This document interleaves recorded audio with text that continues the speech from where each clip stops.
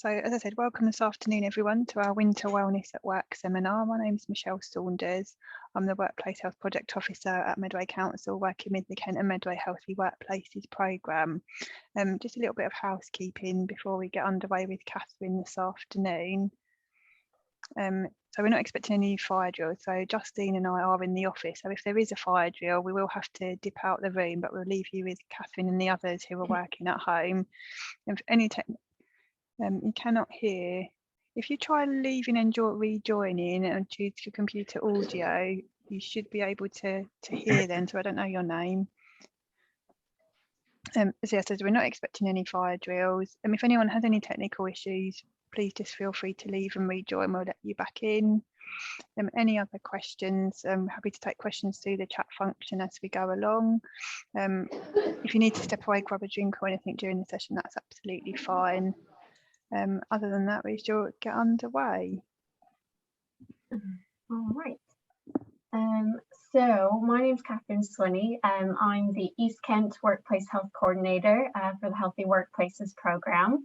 And what we're really going to cover today, there's quite a lot of content to cover. I recognise that there's quite a few of us maybe who are sort of just coming as individuals who wanted to learn a bit more about how to look after yourself, but also those who may be in some way or shape or form supporting workplace well-being in your organization. So we're going to cover it in twofold. We're going to talk about what are some considerations or challenges that we should be aware of during the winter months, and what we can do both as individuals and then what we can do in a more of a workplace setting as well. So we'll provide those individual tips. I'm always really keen about talking about behavior change. I mean, there'll be a lot of information about what we should do, but we don't always do what we should do, right? So it's talking about how can we sort of overcome some of those barriers to engage in whatever we're trying to do, and then talk about those top tips for employers as well at the end. So jumping right in, we're going to start with physical activity.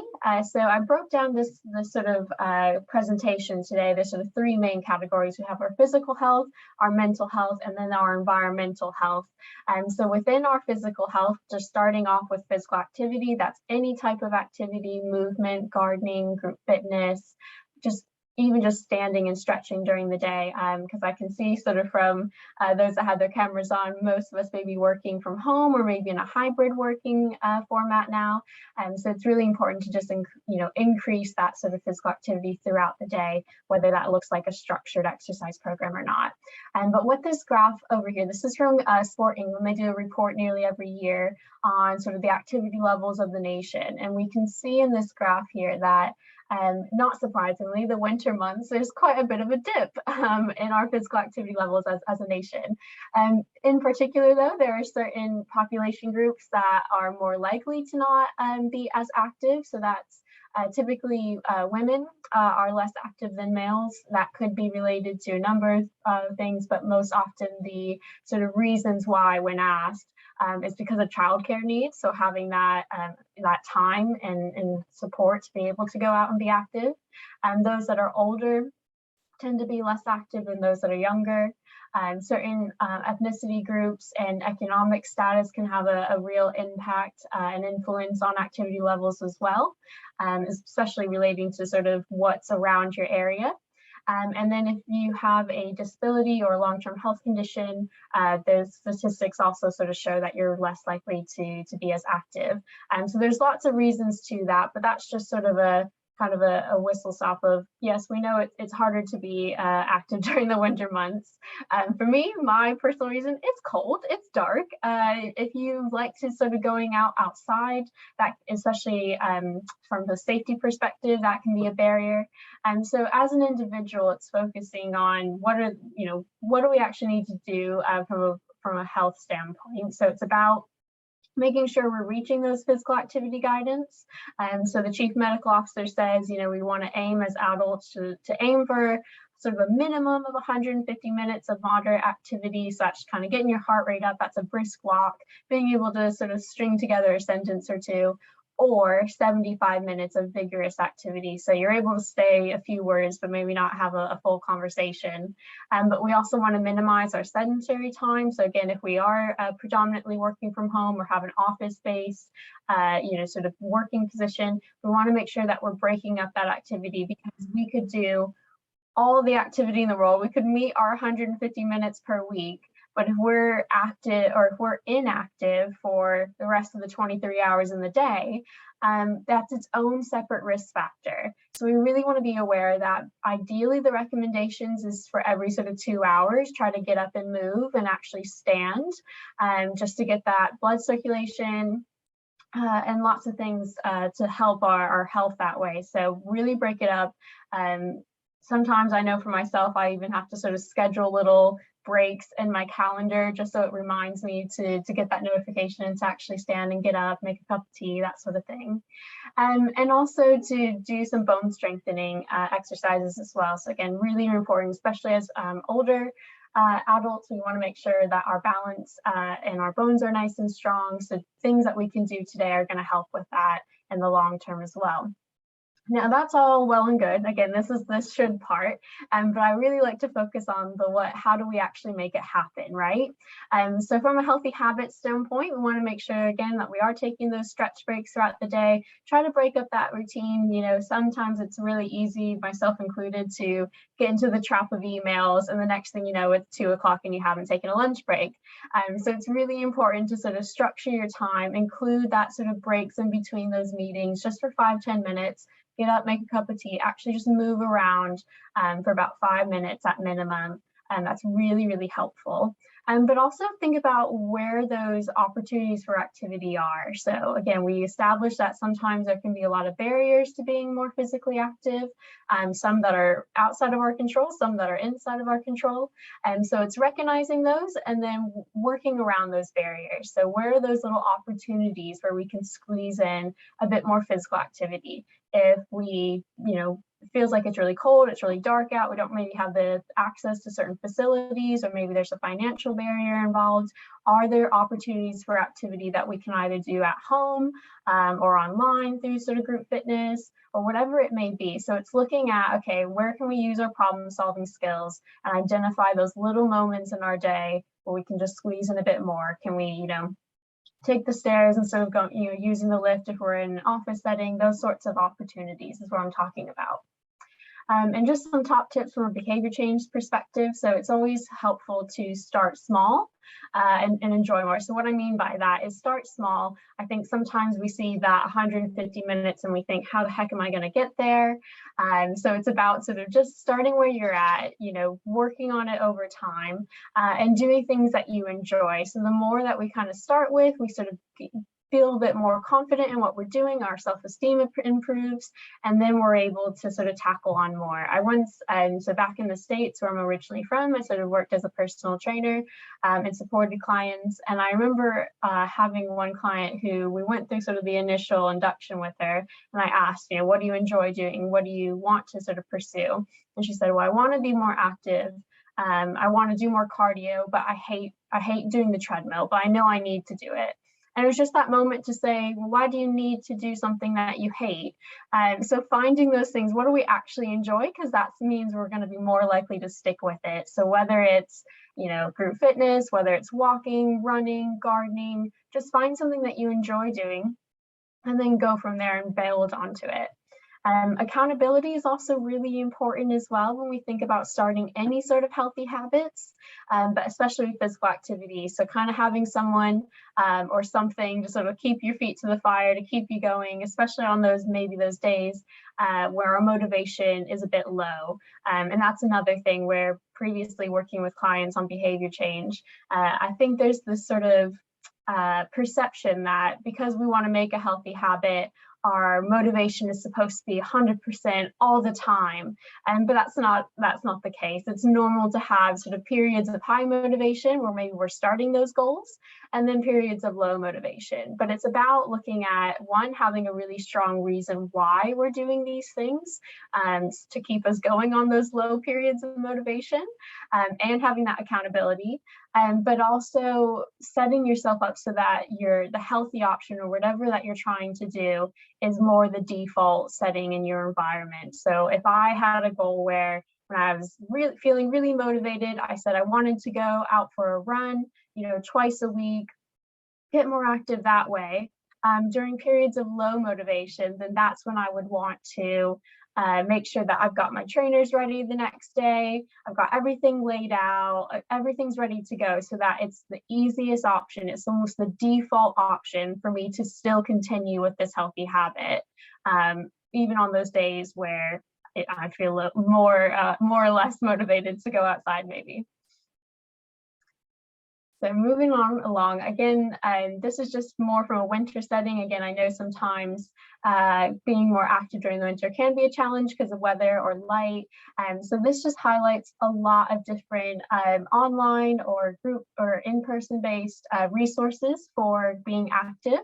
And so, for example, the Our Parks one in that third column, that is just one example that I personally do myself, but is a free program where they offer free live 30-minute workouts ranging from beginner to advanced group fitness classes. So they have kickboxing, they have core, they have HIIT, they have back to basics, they have yoga, they have lots of different things. But I knew for myself when it came to my motivation that I wasn't as motivated if it was something that was already pre-recorded. So my sort of barrier was trying to find something that was live that I could still do from home. So by sort of finding this option where it was free, I was able to do it. I kind of had that RSVP. That's like, right, okay, I've committed to it. That's my accountability. I want to keep going with it. And I had that live moment, so I couldn't just sort of ignore it. And that was just something that worked for me. So that's just kind of one example of how we can sort of squeeze in and find those opportunities for activity based on different kind of resources around us. But from an employer perspective, so for anyone who either is a well-being champion or HR manager or well-being lead in your organization, there are other things that we can do besides our sort of individual goals that we can do to support physical activity for our staff and for our team. For the rest of the sort of slides and sort of the presentation, I've broken it down into these sort of three categories. So we can influence change through our policies and our benefits. We can influence change by the culture that we have in our workforce and the management style, and then we can influence change by actually doing interventions. So the first one, from a policies perspective, just encourage supporting that flexible working if applicable for your sector. Again, I remember having a manager who during the last lockdown, during the last winter one, they sent an email out and said, hey, we know it's darker at night, like if you want to take a slightly longer lunch break and just work a little bit later or earlier, we totally encourage that and we would support that. And I'm going to, exemplify that and kind of go for a walk. If you need me, I'll be free after 1. And it was one of those things where I didn't realize I needed that permission, but it can be really powerful sometimes to have your line managers or even more senior managers say, hey, we encourage this. We want you to be active during the daylight hours if that's what's most helpful for yourself. And we can work around that and accommodate that. So that's just something to think in mind when it comes to sort of flexible working arrangements. From a benefits standpoint, think about if you're able to sort of either go to any gyms in your surrounding area and see, if they're willing to do a staff discount for your workforce, or any sort of cycle to work or active travel schemes around in your area. Again, so we wanted to just increase that sort of opportunities for activity. And then thinking about your actual physical environment. So if we are trying to encourage more physical activity or cycling to work, what are some potential barriers your employees might face? Are there places to sort of shower? Are there places where they can even lock up their bikes? So it's thinking about what kind of resources you have in your environment that you do have control over, and trying to just reduce as many barriers as possible to encourage physical activity. Certain interventions, though, can be a helpful little nudge along the way, especially during the winter. So just continue to sort of promote physical activity and the benefits to that, benefits to our mental health as well. And one way that you can do that is to look at hosting a sort of physical activity challenge. So as part of the Healthy Workplaces program, we partner with Kent Sport, and they offer free bespoke physical activity challenges. So you can control when you want to host it, what time period, you know, if you want to do steps, distance, activity points, whatever it may be, but it can just be a helpful little sort of friendly competition to sort of encourage some more physical activity during this winter months. I'll also just say as well, I can sort of see everyone on the screen, but if you do have any questions or just want to add, you know, any sort of things that you've done in your organization or just things that you've done individually, I'd love to sort of hear that, because really what I want to gain from this sort of presentation today is just to learn from each other as well about what has worked or hasn't worked. Moving right along, going into sort of healthy diet now. So especially I think during the winter, we get a lot of sort of media talking about immune boosting foods, and there's been a little bit of talk actually around vitamin D. So I just wanted to sort of do a little caveat around supplements. Just a caveat in addition to that is I'm not a nutritionist or dietitian. My background is in exercise science, but this is just general recommendations that have come from NHS or from Public Health England. So vitamin D is a really important nutrient that we get from normally throughout most of the year. We get it through direct sunlight exposure, but there are some food groups, as you can see on the screen, that we can get vitamin D from. But it is a really important nutrient that our body does need because it helps with having strong bones and teeth and muscles. But unfortunately, from the UK weather, during the winter months, normally from October to early March, we don't actually get enough vitamin D exposure from sunlight alone. And so it is considered, anyone over the age of 5, it's recommended by Public Health England to consider taking a supplement containing 10 micrograms of vitamin D.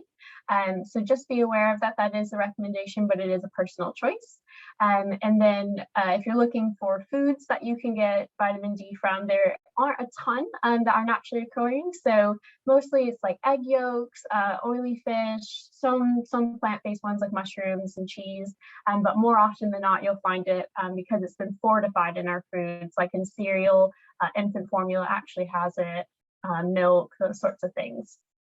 But another sort of talking about immunity though, I think, again, in the media, we see a lot around, oh, this superfood or this, there isn't actually a specific food or supplement even that's been identified to quote unquote boost our immunity or protect us against infection. But instead, the British Dietetic Association just recommends continuing to follow the Eat Well guide, because if we're following the Eat Well guide, it means we're getting a range of nutrients from the foods that we're eating throughout the day. And that's going to maintain a healthy diet and give us all the nutrients we need that support our immune function. There are some specific nutrients though, like the ones that I've listed here, that are have been found to sort of support those normal immune functions. And if you are, again, from an employer standpoint or as an individual, this is from the British Nutrition Foundation. So they have a really helpful kind of visual guide of these nutrients that are found to support our immune function, where we can actually sort of get them in our diet. So if that is something that you're interested in, just in general, to try to improve our diet, this is a really nice visual here that you can use and promote. But again, going into a bit more individual top tips and discussing some more of those behavior change things. So again, the guidance is always going to say, follow the Eat Well guide, make sure we're choosing whole grains, minimize, saturated fats and salt and sugar. And also, during the winter season, alcohol consumption can tend to increase. And that's also where we can get quite a lot of excess calories from as well. So the guidance is always going to be to continue to follow the Eat Well guide, but to also follow the Chief Medical Officer's low-risk alcohol guidelines, which is no more than 14 units a week. That goes for both men and women. It did originally have differences, but it has now stayed the same. It's 14 units, or no more than 14 units per week. And then 2 to 3 drink-free days. So again, making sure that we are spacing out our drinking, especially if we're going sort of up to 14 units in a week. But from a behavior change standpoint and from a healthy habit standpoint, I think especially during the winter months, it's very easy to have more commitments or have more sort of celebratory dinners and occasions and things. And it's very easy to sort of get outside of our kind of normal eating patterns and normal routines.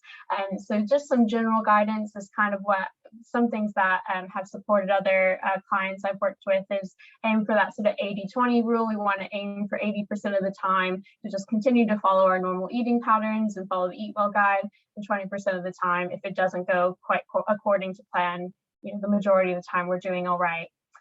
But also during the winter months, again, if we have lots of sort of dinners or occasions and things, just be mindful not to sort of overdo it. Enjoy everything in moderation. What we don't want to do is sort of completely avoid a food group. And then what happens? We just end up feeling deprived and hangry most likely. And we just say, stuff it, I'm going to have this.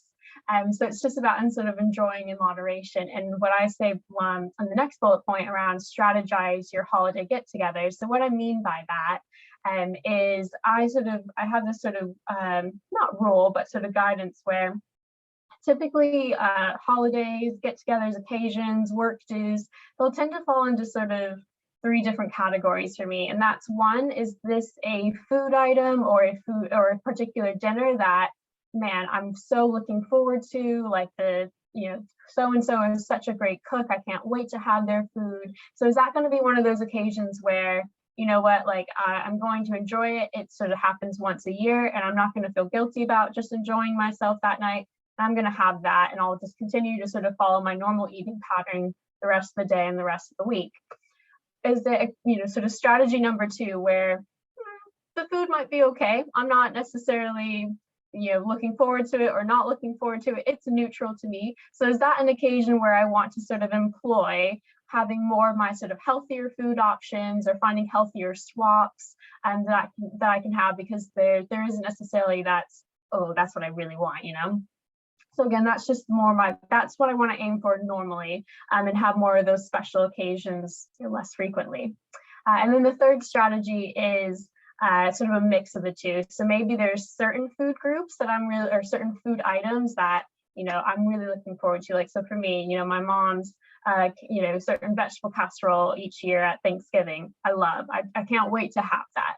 That's a certain food group there. Yes, I have it so infrequently, or I can have it in a smaller portion and then still enjoy it and not feel deprived and still feel like I can enjoy the dinner. But maybe some of the other food items I'm not as bothered by. They're a bit more of a negotiable for me. So I'll load up on some of those healthier swaps. So again, it's sort of that combination of the two there. And that's what I mean by sort of strategize our holiday get-togethers.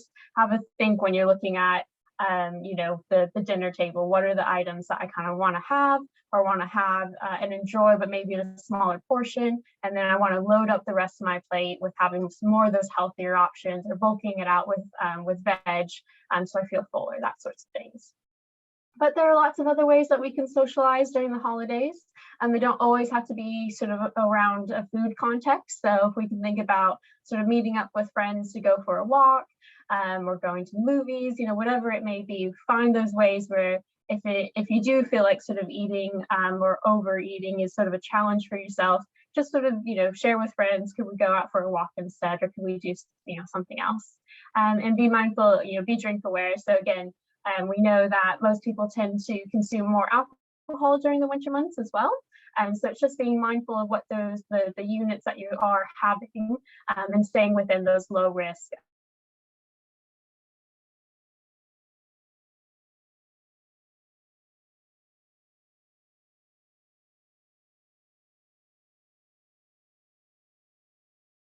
that was on like a dinner platter. The more choice, the more people found that they just ended up eating more.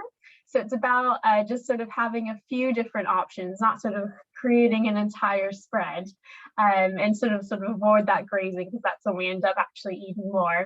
And just consider doing mindful eating techniques. So really savoring the foods that we have and enjoying it, and compared to mindless eating, where we're trying to get a bunch of emails done, we still haven't eaten lunch, and now we're just sort of eating whatever's nearby. And then again, going back to maintaining our normal eating patterns and going back to don't rely on willpower, rely on our sort of environments to continue to support those healthy habits at whatever we're trying to achieve. So if we're sort of relying on willpower to get us through this dinner, but then we found we didn't actually eat before the dinner and now we're starving, we're going to be much more likely to sort of overconsume than if we sort of continue to maintain our eating patterns or sort of bulk up with our fruit and veg per day, that sort of thing.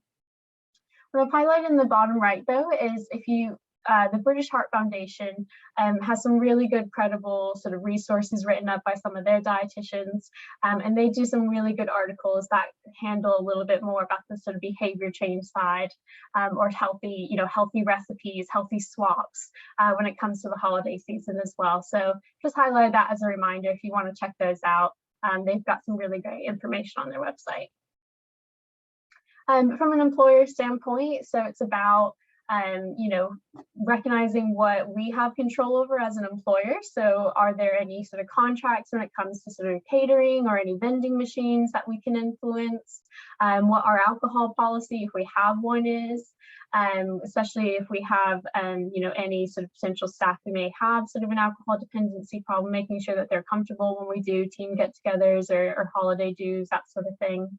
And highlighting any sources of support. So whether that's if you have a formal, employee assistance program or occupational health, or if you just want to refer to the wider sort of healthcare system, so the NHS, their GP, or when it comes to healthy eating, One U Kent for Kent-based services. So if you're East Kent, that's going to be the One U Kent team, or if you're Medway-based, that's going to be the Better Medway team. But they each have sort of healthy eating support services that can support you, that you can signpost any staff to.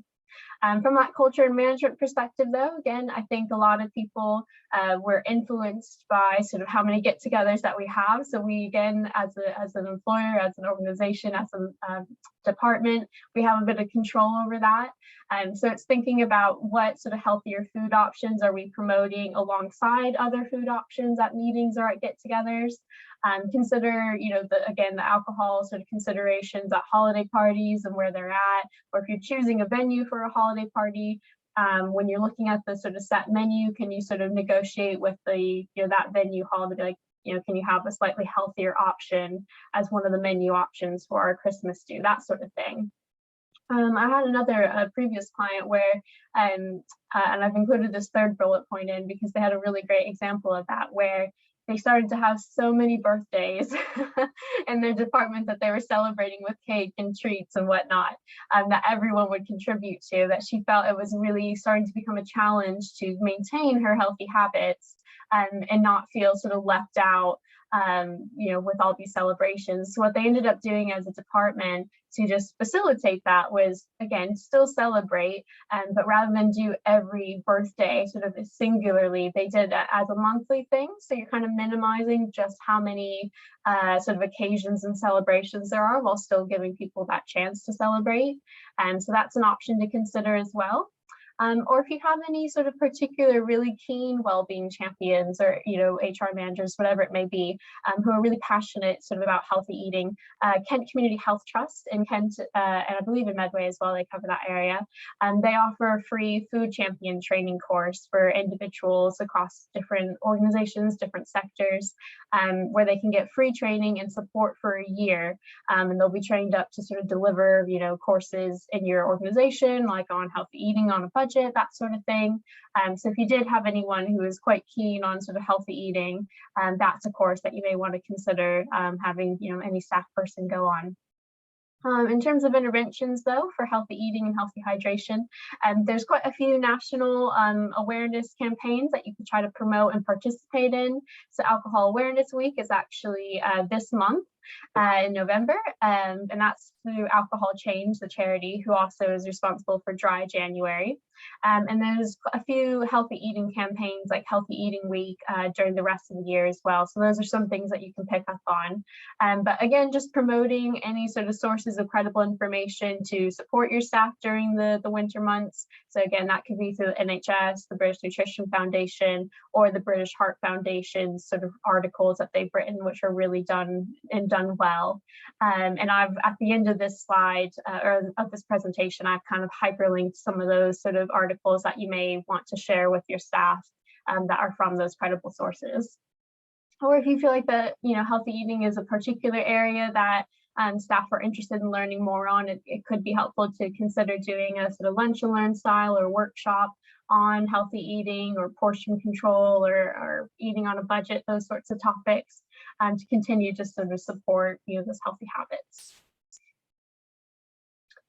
So moving on, so that was all of our physical health. Going into our mental health winter considerations as well. I just wanted to sort of open it up at first with a few stats. So 2 in 5 is the number of employees who report experiencing poor mental health symptoms related to work in the last year. So it's quite significant.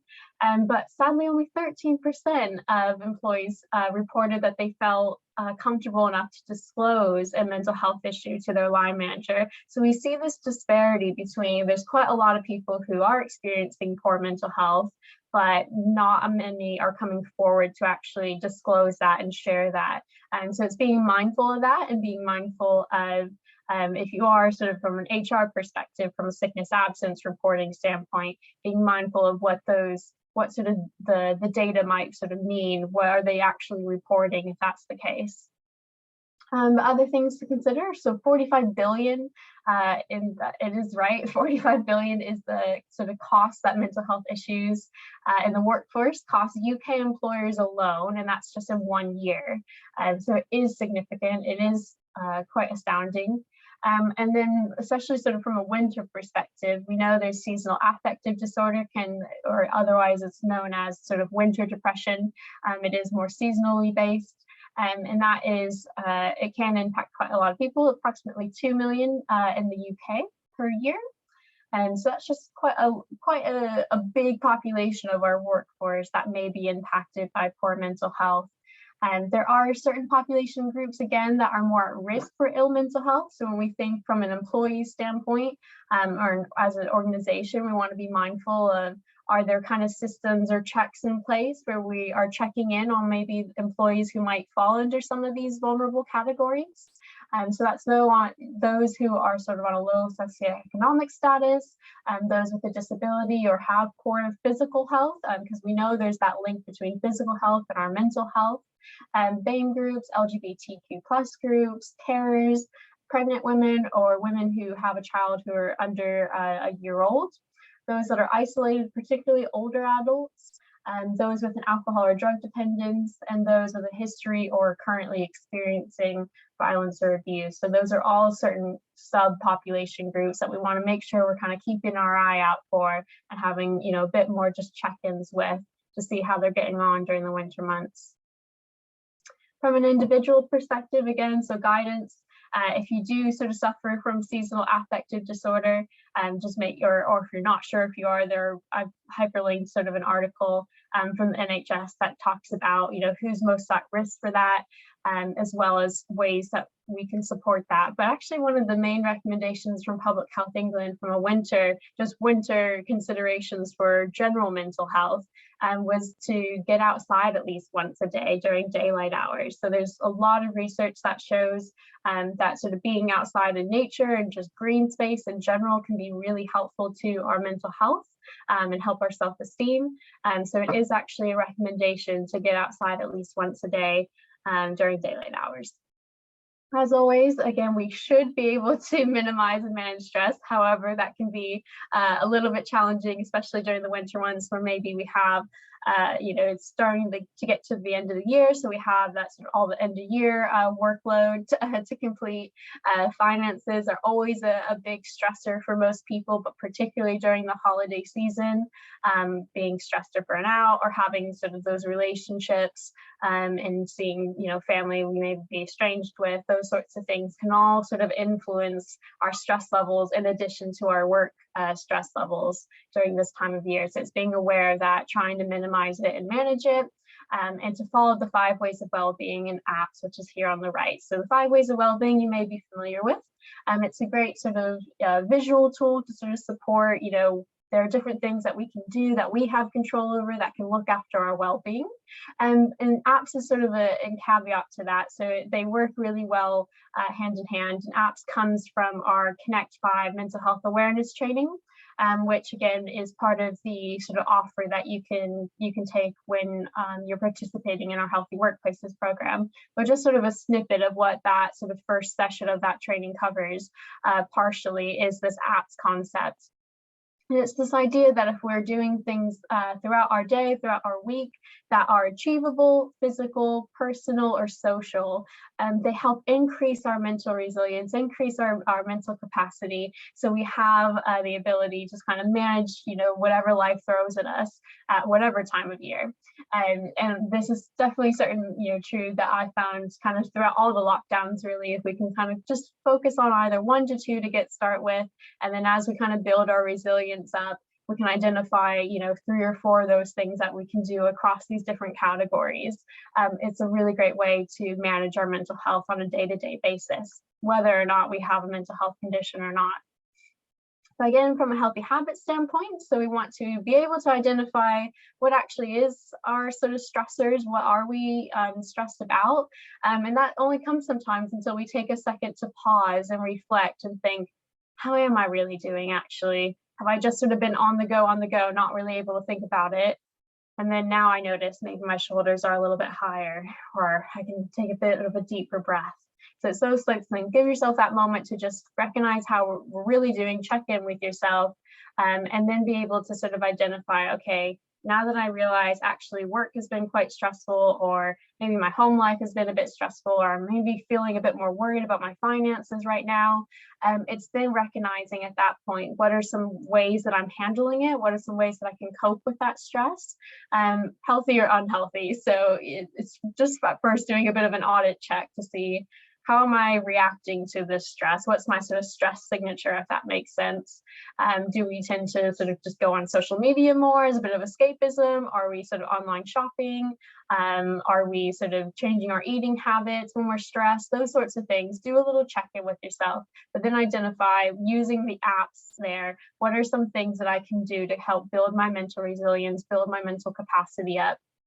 But other ways that we can sort of help manage our mental health is setting boundaries and managing expectations, both of our own expectations of ourselves and expectations that others may have on us. So especially from a workplace context, it's being mindful of being really clear with ourselves and then with others.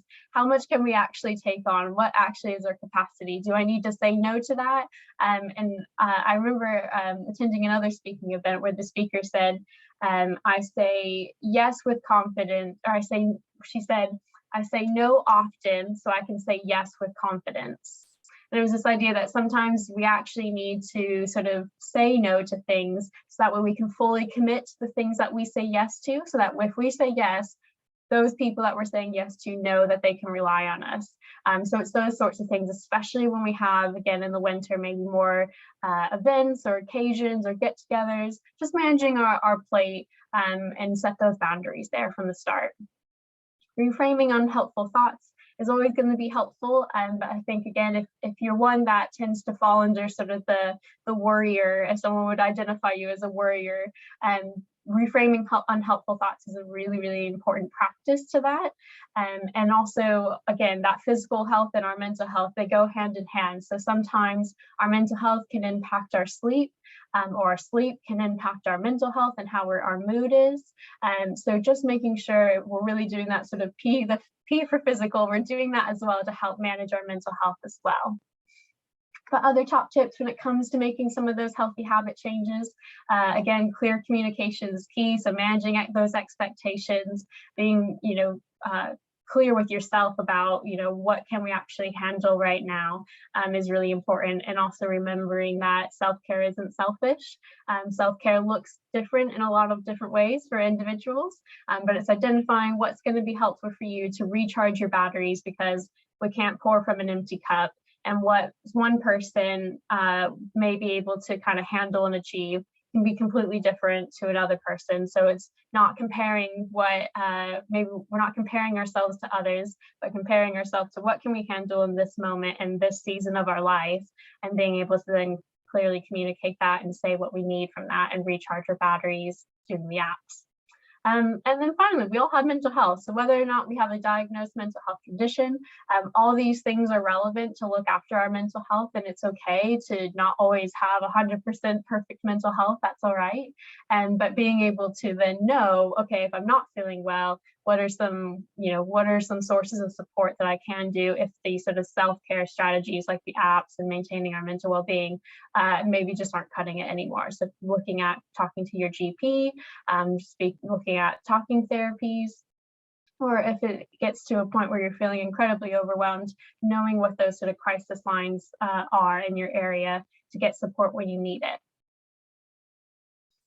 From an employer standpoint though, so looking at the sort of blue box now, there's lots of things that we can do to support the mental health of our staff and of our workforce, but particularly from a policy and benefits standpoint, it's going to be making sure that there are sources of support kind of embedded at a policy level. So looking at your reasonable adjustments and your return to work policy. So if someone has been off work because they've been off for stress or off for mental health, looking at what that return to work process is going to be like so they don't feel overwhelmed and when they do return.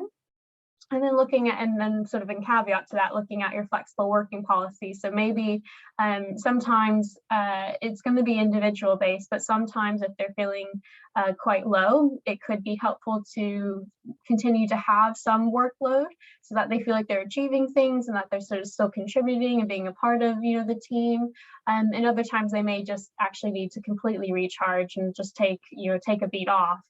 So it's just working on sort of a flexible one-to-one personalized standpoint that way, and making sure that the sources of support that you do have in your organization are highlighted to them. So whether again that's an EAP program or occupational health, or maybe you have mental health first aiders or the Connect 5 mental health trained staff, that they can go and have a bit of a chat with if they are starting to feel just not 100%. And you may want to consider, so the health and safety executive has their own sort of template that anyone can use for stress risk assessments. So if you find that either there's any trends coming up with the amount of people going off for stress, or just as a great point of practice to begin with, consider doing a stress risk assessment when someone is newly hired or any kind of new role and starting to embed that. So again, we have a baseline and then we can look to review that as changes and workload changes. From a cultural standpoint, though, I think culture and management has been shown to be such an important influencer on an employee's mental health. And so from sort of top down and bottom up approach, you want to make sure there's that buy-in there and there's a commitment to mental health, helping to reduce that stigma, to help normalize it and create a sort of open and positive culture, right? Because we saw only 13% of employees surveyed felt like they actually could disclose it to their line manager. So it's doing these efforts to help normalize it, engaging in awareness campaigns, highlighting your sources of support, having leadership exemplify, key mental health messages like it's okay to not be okay, those sorts of things, just to help start to break down some of that stigma. But you may want to consider doing some mental health training for line managers or key, staff members, like well-being champions, can be a really helpful tool to help break down some of that stigma and support and facilitate those conversations. So again, if you're involved in the Healthy Workplaces program, you're probably already aware that you, depending on the size of your organization, will get a number of training spaces to use for either mental health first aid or for Connect 5 mental health awareness. So those are two different trainings that can be really, really helpful when thinking about sort of what training to provide to equip managers to have those conversations and support staff who are experiencing ill mental health. But also just reviewing workplace demands and capacities. So if you've had either an increase in the amount of workload that you're actually doing for your department or for your organization, or the capacities changed, it's just having that constant check-in to see what actually can one person do at this season of their life or just in this season of your work life. So always having those check-ins is really important. But then again, from an intervention standpoint, once those things are addressed, hopefully that will start to facilitate some really good mental health.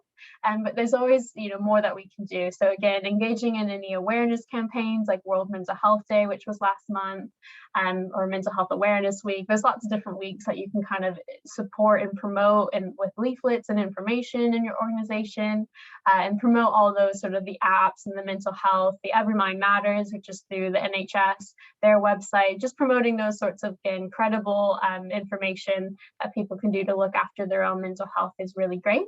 And if you feel like there's a bit more targeted support that maybe is needed, then consider doing some workshops on stress and resilience. So for example, in the past, through the Healthy Workplaces program, we've facilitated some workshops after they've done some mental health training for certain sort of population groups. They wanted a bit more support, so we went in and did a topic specifically on resilience. So moving on to environmental health. I know this is a lot of information. If you do have any questions along the way, feel free to pause and unmute yourself, or raise your hand or put it in the chat, and we'll make sure we answer it either at the end or currently. But moving on to environmental health, so I think it comes to no surprise that colds and flus are more prevalent during the winter months. And in fact, colds and flus are the #1 cause of sickness absence, sort of across the board, across the sectors. They are the #1 cause for sickness absence each year on year, according to the Office of National Statistics. So when we combine that with COVID, of course, we want to make sure we're doing all that we can to help kind of minimize the number of cases for colds and flus and COVID as well. So as an individual and as an employer, it's making sure that we're continuing to sort of promote and encourage COVID vaccine and booster jabs as they become relevant for whatever age group you're in. And then to continue to promote relevant or regular COVID testing. So these are just some of the resources that are available that anyone can download through the Public Health England's resource page, their website. And so all you have to do is just create an account. You don't have to be a public health person to access them, but they have all these resources that are kind of suitable for workplace environments that you can promote to continue to have those key messages, and also now encourage the flu vaccine. So again, if you're an employer, if you have certain vulnerable groups within your workforce that would be eligible for the free flu vaccine through the NHS, continue to encourage that. But you may want to consider subsidizing that if you have any particular frontline staff who would be relevant for that. Because again, we know that colds and flus are sort of the #1 causes of sickness absence. But there are, from the NHS, now flu vaccine promotion resources that you can utilize to help communicate those messages too. And then there's just general hand hygiene and infection prevention control that is always a good reminder to have, especially during the winter months. So making sure we're kind of promoting the hand washing flyers on how to actually sort of properly wash your hands, or how to properly use hand sanitizer, putting those by your sinks and your sort of kitchens and your toilets and things like that in your workspaces. Really helpful, and again, promoting those sort of infection prevention control measures. So if we are sneezing, those sorts of things, how to dispose of it correctly. All important, just really good, friendly reminders for all of us to remember during this time of year. But also, again, if we're working from home or if we are in an office, it's important to think about the physical environment that we're in. Is it suitable for working? And now that we're working from home, making sure it's warm enough. I'm constantly in battle with my husband over what the thermostat temperature would be, and I'd be curious to see if anyone else has those battles as well. But now I have credibility. I have the actual government recommendation of what our minimal sort of temperature should be in our homes when we are working from home during the day, and that has been at least 18 degrees or 65 degrees Fahrenheit. Is sort of the recommendation for sort of the minimal kind of temperature it should be in our homes during the daytime for anyone who's sort of sedentary and wearing suitable clothing. Obviously, there's going to be some personal preference to that, but that is sort of the government recommendation now. However, there are those who, and that's during the daytime, so that can decrease during nighttime if that feels too warm for yourself individually. But there are people who are more at risk for sort of cold weather, and again, The more often than not, it's the cold weather or accidents on the road that can kind of be the result of excess winter deaths. So these particular population groups, so again, you'll see there's a bit of a pattern, and those with long-term health conditions, those with a disability, pregnant women, those with a mental health condition, adults aged 65 and older, or young children, and those on a low income, so who can't afford heating. Those are more at risk for that cold weather, who might not be able to reach that warm home recommendation. So again, from an employer standpoint, it's making sure that we're promoting those messages, knowing what their home environment is like, and then checking on and promoting any sort of key messages around warm home discounts, if there's any sort of work from home tax credit, any other sort of support that you can provide. Just continue to promote those resources and benefits too. But also consider, if you're not working from home, or if you are in an office environment, again, continuing to do sort of a desk safety assessment or DSD assessment, checking on ventilation and lighting and safety. So if we are, if it is really extreme cold weather and there's a risk of ice, or if you commonly, have roads near your office that flood, just be mindful of those things when we're planning sort of our winter wellness strategy. Who's gonna, is there a strategy in place where if it gets to a certain temperature, how will you communicate to your staff? You no longer need to come in, continue to work from home, those sorts of conversations. So just have a bit of a plan around that to make sure that the actual environments that we're working in are suitable and safe. So just a final wrap up of information. So just some top tips, we covered a lot of information. There's a lot of different sort of recommendations and healthy habits. But at the very sort of gist of it, it's about sort of starting small. Pick one or two of these things, of all these different topics that we've covered today, and identify, okay, what feels most achievable? I'm going to start with that. What feels like, what's the one I want to start with? What's one or two that I want to start with? And I'm going to start small, set those SMART goals, then add to it eventually, but find a bit of support and a bit of accountability along the way, and stay connected to help support our mental health as well. But then I've kind of put together some 7 top tips for employers though. So again, all of these, we did lots of recommendations in this webinar, but in general, from a generalized view for any of these recommendations, we want to make sure that we're actually getting feedback from employee groups to know what they're most interested in. So we're taking all these general recommendations, but make sure that we're applying it in a relevant way, that your staff actually want to engage in. What's relevant to them? What do they want to learn about? And then check in on employees who maybe fall under those certain vulnerable groups. So again, those long-term health conditions, if they live alone and they're socially isolated, or if they're older, if they're pregnant, those sorts of groups, just have some sort of system in place where you're checking in on them during the winter months.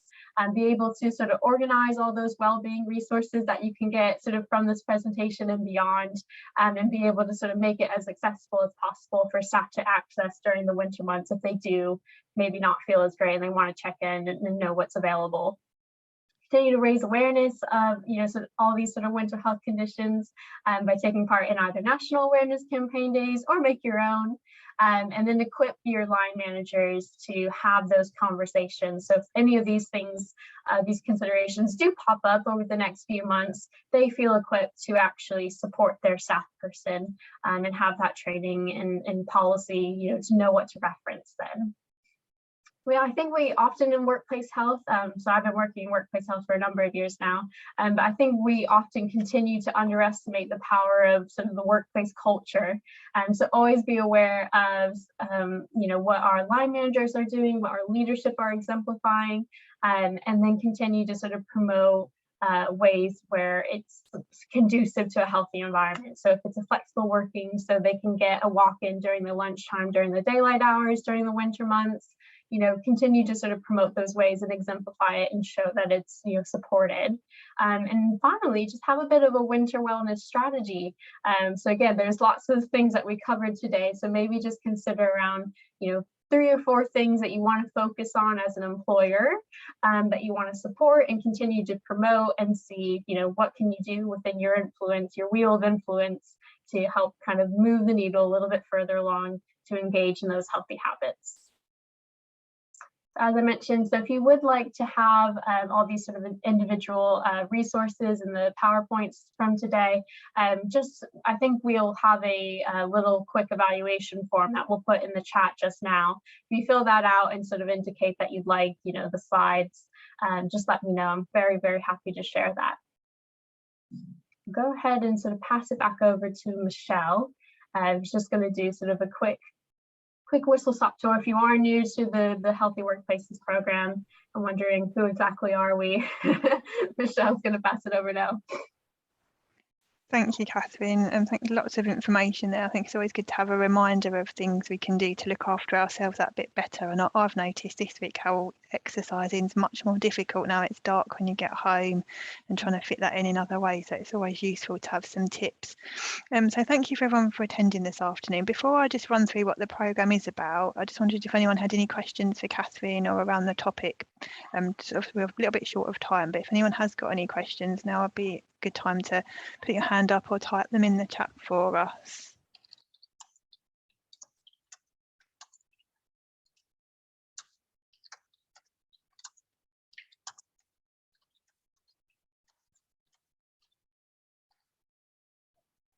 No questions? That's great. So yeah, as Kathryn said, we will be sending out a copy of the slides. So if you fill in our evaluation form, which I'm just going to put the link in the chat now, then that will give us your email address and we can send that on to you. Kathryn and I are part of the Healthy Workplace team. We work with a number of businesses across Kent and Medway. So just to give you some background, if you're not aware of the programme already, it's commissioned by KCC and Medway Council and endorsed by Public Health England, who now have a slightly different name, which escapes me, the Office for Health Disparities. Kathryn's grinning. It's a much longer name, so we still sometimes call them Public Health England, although they have changed names recently. So we provide free support to businesses of all size and sector in addressing healthy workplace needs, doing things like these sorts of talks in workplaces, offering resources and support to the business.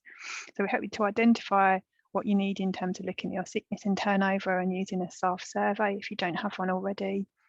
Make sure you've got the basics in place to develop a healthy workplace, and then just support employers to make pledges which are right for your staff and address some of the needs that you have. Thank you, Kathryn. It's all done through our awards process. So we start with a bronze award and it's all pledge based. So you make 10 compulsory pledges at bronze to make sure the basics are in place. Typically that takes businesses 1 to 6 months, obviously, depending on how much stuff you've got in place already and how much support you need in getting those things up and running. And then we move into the key themes of our award, which include things like alcohol awareness, healthy eating and healthy weight, mental health and stress.